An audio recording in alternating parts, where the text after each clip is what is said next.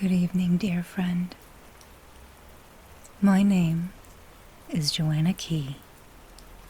Ni hama wa jiao ke jian.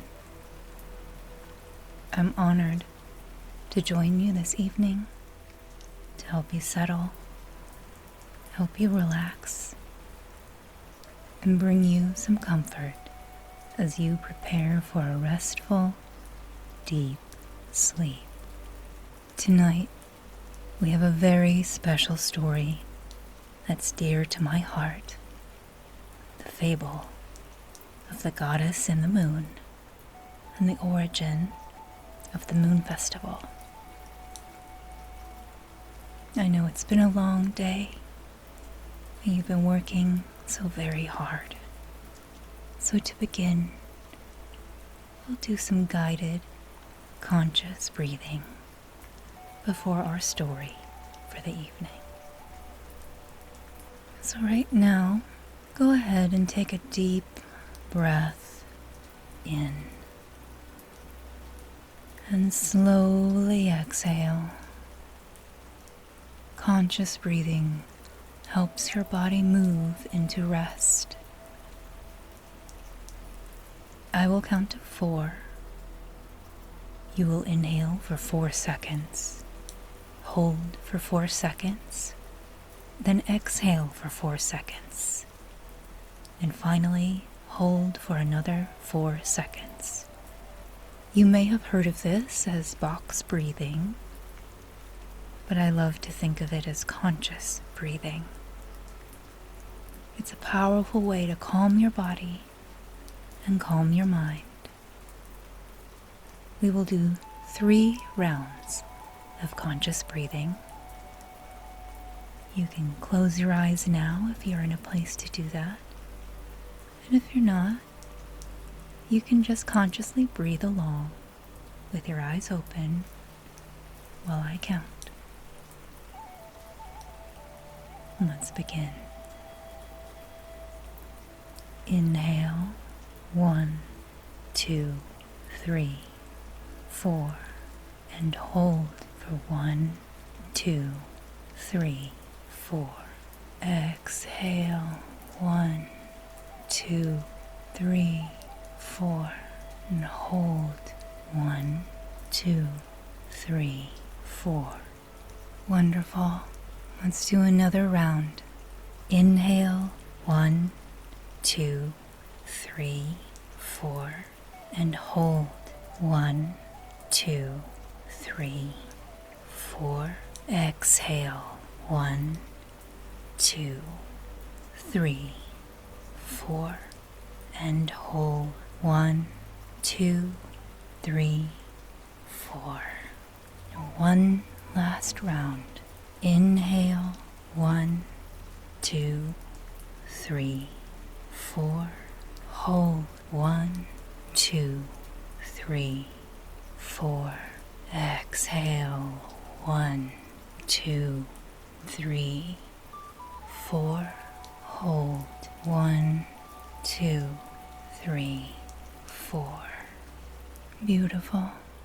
Conscious breathing supports your body to relax by coming fully to the present moment, perhaps breathing deeper than you have all day, and changing the rhythm of busyness we often find ourselves in. You did a beautiful job.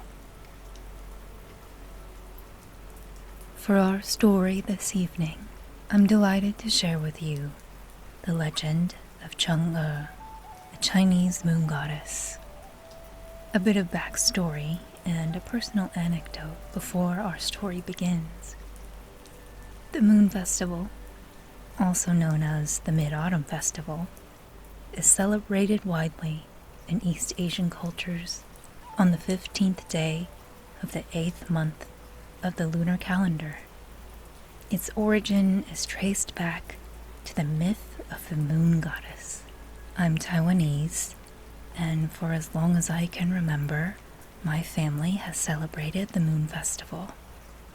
It has always been one of my favorite holidays. Moon Festival always takes place on the night of a full moon, usually a supermoon, a time when the moon is closest to the earth and it appears as a bright, bountiful orb glowing in the sky, illuminating the earth. My mom and my ama, my grandmother, would sit at a table with candles in the backyard when I was a child. We always had plates of delicious mooncakes in different flavors, each one intricately decorated with beautiful patterns. My family would all sit together, gazing up at the full moon, eating sweet mooncakes, holding hope in our hearts for things we wished for ourselves. And my mother would tell us the story of the goddess in the moon. This myth has been passed on through generations. As with any ancient tale, there are many, many versions of the story.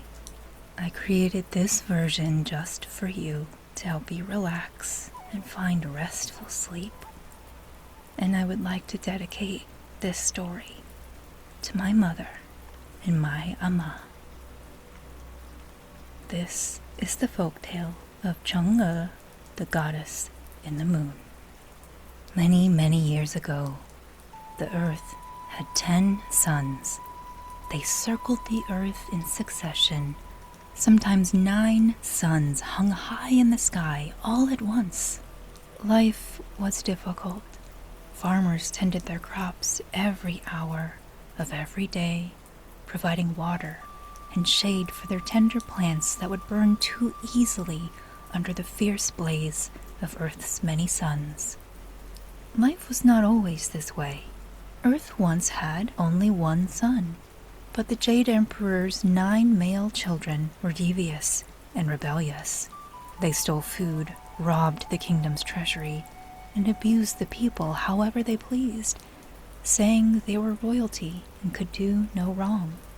The people suffered, unable to fight back, until one day, the 9 sons of the emperor, drunk and reckless, stole a wagon from an elder and tragically drove it over a group of children simply playing near their home. The children, gravely injured, sadly succumbed to their injuries, leaving their parents devastated. The people demanded the Jade Emperor take action. This was a crime punishable by death, but the Jade Emperor did not have the heart to sentence his 9 sons to such a fate. Instead, he called upon a sorcerer who turned all 9 of the Emperor's children into crows. However, the crows were clever and soon realized they contained magic and could turn themselves into fiery suns in the sky. And so, the Emperor's children still wreaked havoc upon the people, blazing their blinding light across the land in fury at their father for turning them into crows. They corrupted the magic bestowed upon them, and the fire of their rage burned up their humanity. The Emperor's palace had a fortune teller that tracked the paths of each of the sons to help the kingdom thrive. For if too many crops burned, there would be no food to eat, and the people would starve. The many suns in the sky dried up rivers and lakes. Water became treasured and needed protection. A most revered position in the kingdom was that of the water bearer, tasked with ensuring the kingdom's water flowed and each household had enough to drink. Chang'e was one such water maiden assigned to the palace. She always carried a special gourd filled with fresh water for the emperor and guests. Chang'e felt honored to hold such a sacred responsibility. She lived in a humble farmhouse with her husband, Hou Yi, master huntsman to the emperor. Hou Yi was a man of few words, but he was a hard worker. It was rumored he was a demigod, half god, half mortal, for he possessed inhuman skill as a huntsman. He provided meat for all the kingdom's feasts, He was especially talented with bow and arrow. So talented, in fact, that a young apprentice, Feng Meng, sought him out so that he might one day replace Hou Yi as master huntsman. When Chang'e was not in the palace, she spent her days at a pottery wheel, creating vases, urns, and pitchers that would keep water fresh and away from the scorching heat of the suns. Her cherished pet rabbit always kept her company while her husband was hunting. Chang'e especially loved watching her husband Hou Yi practice with his bow and arrow. He could shoot a fly out of the air from across a field. One day, Chang'e tended to the water in the palace when she came upon a locked door. Inside, she heard the palace fortune-teller speaking with great urgency. Suddenly, the emperor's voice boomed. "The 10 suns will all rise on the same day." The fortune-teller solemnly replied, "Your sons have figured out their power is greater together. 6 days from now, they will all rise on the same morning." Chang'e could not believe what the fortune-teller was saying. "The 10 suns will scorch the land, Your Eminence. Every living thing will perish. There is nothing we can do." Shocked, Chang'e backed quickly away from the door, but she stumbled into a pedestal holding a jade vase. She fell, and the vase tumbled to the floor, crashing into 100 pieces. Before she knew it, the door flung open. The Jade Emperor towered above her, a dissatisfied look upon his face. On her knees, Chang'e bowed in earnest. "Please forgive me, Your Eminence. I came but to refresh your water." From inside the room, the panicked fortune-teller shouted, "She cannot leave this place. The knowledge will cause mass panic. We cannot let her go free. Imprison her." Chang'e wilted inside. As the emperor decided her fate, an idea came to her. "My husband, Hou Yi, can help." The emperor was skeptical. "Your husband is a huntsman, Water Maiden. What does he know of astrology?" "Astrology is not his skill, but he is a master of the bow and arrow. He can shoot down one of the crows, leaving us only 9 suns." The emperor grew deadly silent. The fortune-teller's hand flew to their mouth in shock. Chang'e held her breath, knowing what she had just proposed, to have her husband kill one of the emperor's children. Although the people had wished it long ago, it had never been spoken aloud to the emperor. Chang'e kept her eyes on the marble floor, waiting to hear her fate, until finally the emperor spoke. 9, he said. "Yes, 9 suns would be—" "No, 9 crows. Hou Yi will shoot down all 9 unnatural suns. We will be rid of this forsaken fire in the sky once and for all. I have allowed our people to suffer enough." The fortune-teller was doubtful. "But, sir, 9 suns—" "If he can shoot 1, he can shoot 9. And if he does not, then I have doomed the kingdom to death anyway." Chang'e was taken aback. Never had this been attempted. What if her husband failed? But what if he succeeded? She knew he could. He was the best master huntsman in a millennia. The emperor continued, "Should Hou Yi conquer the 9 suns, my sorcerer will bestow upon him the rarest of alchemies, an immortality elixir. May the master huntsman offer us salvation from the terror of my sons." "May it be so, Your Eminence," Chang'e said. "May it be so," echoed the fortune-teller. Yet Chang'e saw sorrow in the emperor's eyes. She stood and offered him comfort. "This is a most impossible decision, Your Eminence. I am a woman who was unable to bear child. My kin is a rabbit, yet even I could not bear the thought of sentencing my dear rabbit companion to his end. My heart aches for you. You are rightly conflicted with a river of feelings engulfing you. May you be blessed all your days. for doing what most will not, to have the humility to see the impact of your actions and not allow others to suffer for it. This is beyond noble. I am sorry you must make this decision. Your bravery helps your kingdom and its inhabitants for all generations to come."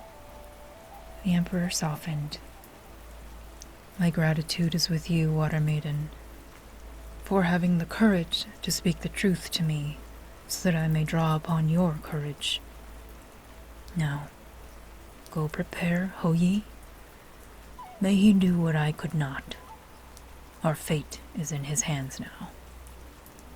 Chang'e bowed to the emperor and ran home to tell her husband. In the next days, Hou Yi trained harder than ever before. Chang'e helped ready him for the 6th day to come and the 10 suns to rise. The sorcerer advised him, "You must shoot them as they rise.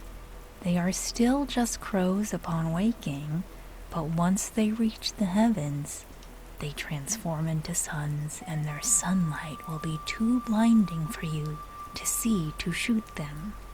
Feng Meng assisted Hou Yi with his training, holding and retrieving arrows, throwing targets high in the sky for him. The emperor sourced sacred wood, blessed by the gods, to create special arrows that would destroy the magical crows. 10 arrows were all that could be crafted, leaving room for Hou Yi to make only one error. When Hou Yi doubted himself, Chang'e lifted him up.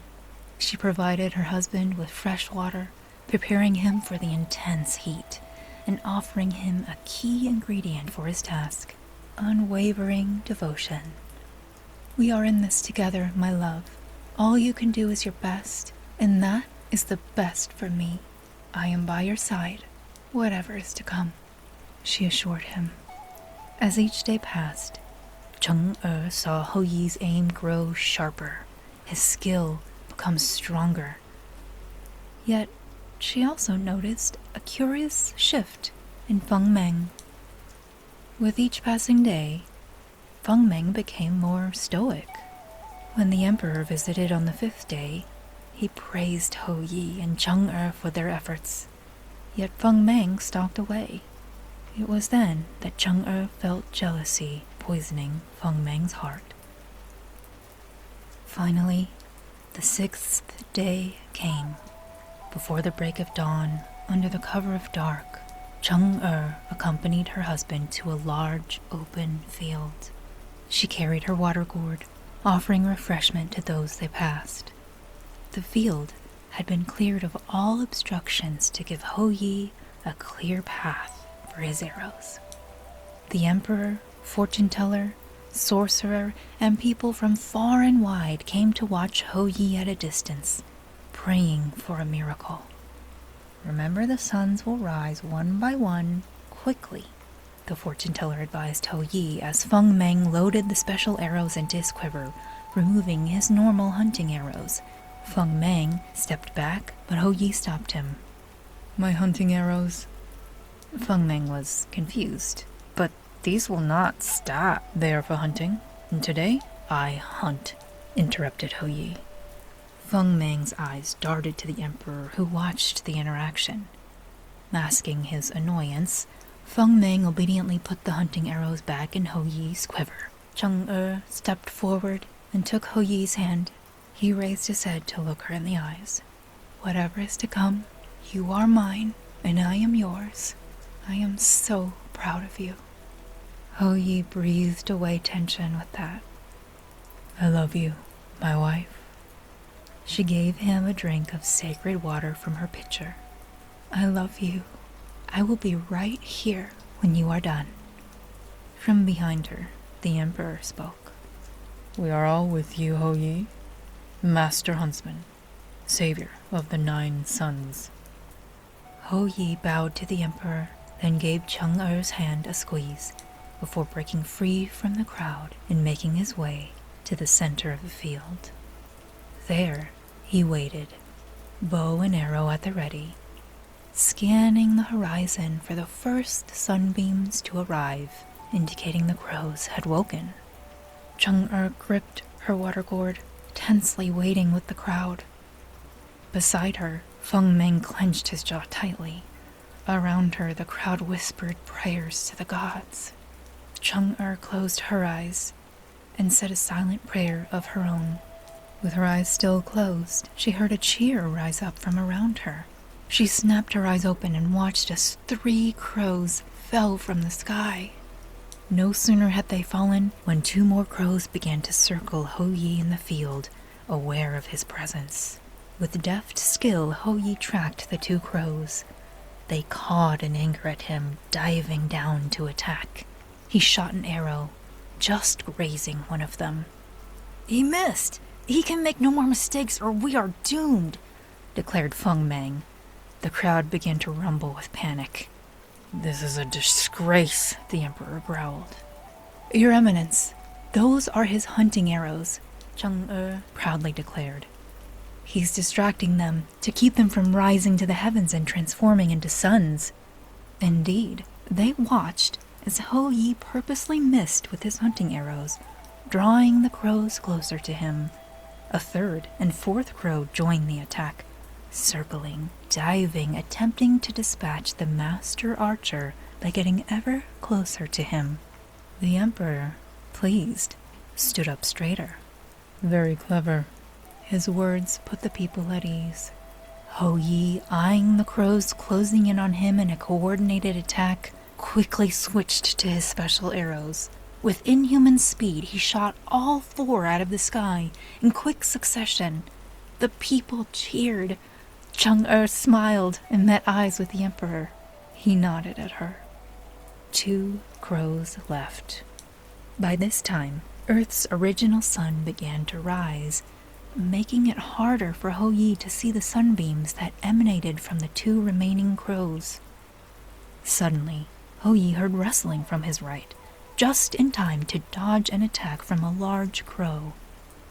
From his left, a smaller crow seemed to appear from thin air and dove straight at his head. Hou Yi swiftly moved out of the way just in time.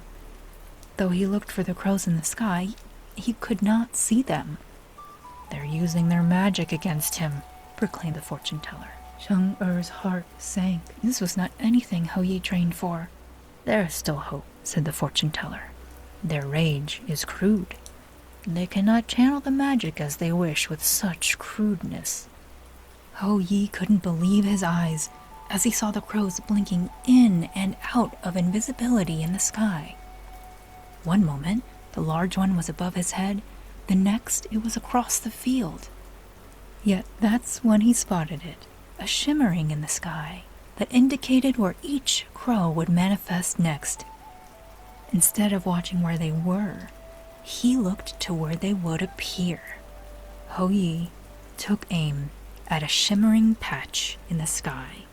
A faint blackness began to appear as the large crow manifested in thin air. As soon as Hou Yi saw it, he released a special arrow. The arrow found its target. With an enraged caw of anger, the large crow fell from the sky. The people cheered and hugged each other, but Hou Yi was not so quick to celebrate. Chang'e watched as her husband scanned for the final crow, but it did not appear.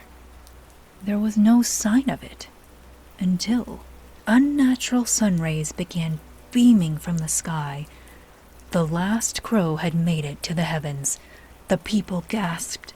A fireball of rage in the sky, the final unnatural sun directed all its rays directly at Hou Yi in the field. Anger scorched the field around Hou Yi. His skin and eyes began to shrivel from the heat. Hou Yi cried out in pain. "The heat is too much. He's going to dry up," proclaimed the fortune-teller. The crowd screamed and panicked. Chang'e looked out to her husband in the field. She saw him fall to his knees. Then she looked down to her own hands gripping her gourd. Without hesitation, Chang'e raced to Hou Yi. With each step closer, her shoes heated more and more until they were in flames. She kicked them off, blisters instantly forming on her feet from the extreme heat. The light from the unnatural sun became blinding the closer she came to Ho Yi, but she pressed on.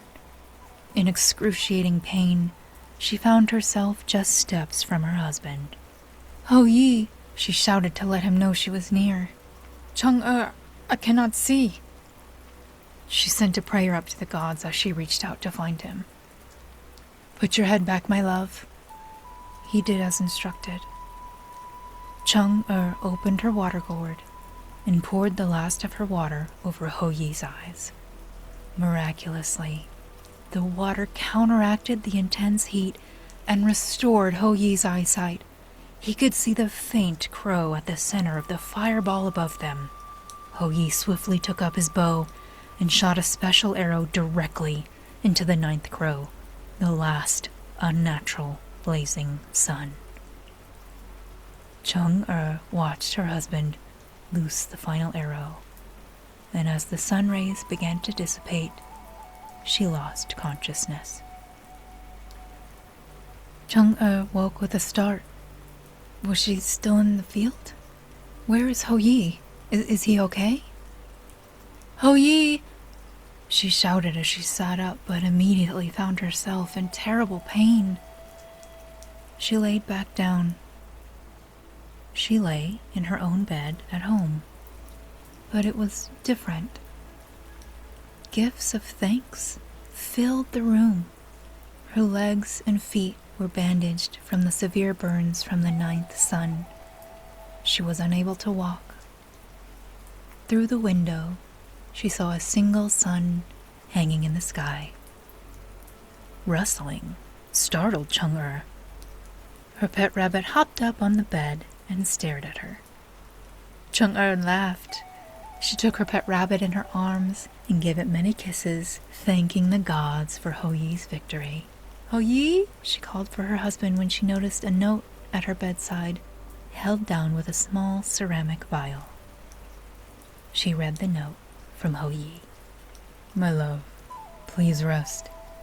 It seems my services are needed now more than ever. Beasts of all kind are just as pleased as the people that order has been restored. I will be back shortly after I have dispatched a magical creature for the Emperor. Please keep the vial safe. It is a gift from the Emperor." Chang'e smiled, her husband, ever devoted to helping others. She held the vial as she drifted back to sleep with her rabbit snuggled close. It felt like almost no time had passed when she heard her husband quietly enter the house, a sweet man, always thoughtful of her. "I'm awake, my love," she announced as she rolled over with her sleepy rabbit. But instead of her husband, Feng Meng pointed a sword directly at her. He scowled in rage. "It should have been me. I helped him train. It's because of me that he succeeded. I deserve reward. I will drink the elixir of immortality, take the Emperor's place, and the people will bow to me. My time has come, and so is yours." As he pulled back to slash her throat, Chang'e quickly drank the vial. Feng Meng's sword met her skin, now tough as diamonds, and shattered in pieces. Enraged, Feng Meng dove for her, but Chang'e began to feel herself rise from the earth. She was different now, a goddess. She held tight to her rabbit as she rose to the heavens, leaving Feng Meng cursing himself. As she rose, Chang'e sensed something with her goddess eyes. She saw Ho Yi at a distance, running home, and her heart ached for him. She fought to try to reach her husband, but it was impossible. Now a goddess, Chang'e was unable to dwell on earth. She quickly looked for the closest celestial place she could find and latched onto it. The moon. Ho Yi longed for his wife. Every mid-autumn, when the moon was closest to the earth, Ho Yi followed the fortune-teller's guidance and made sweet cakes in offering to his dear moon goddess, the love of his life. He called her name 3 times, and they were granted 1 night each year where their wishes were fulfilled and they were able to be together again. And there, in the moon, Chang'e still dwells with her rabbit, who chops rice for her and keeps her company. And so we continue the tradition of honoring the goddess in the moon, eating sweet cakes, with the full moon reminding us of abundance and harmony. And we offer our wishes and blessings to Chang'e and her dear rabbit, as her love that helps save the land illuminates the earth. I hope you enjoyed the story of the goddess in the moon and the origin of the Moon Festival.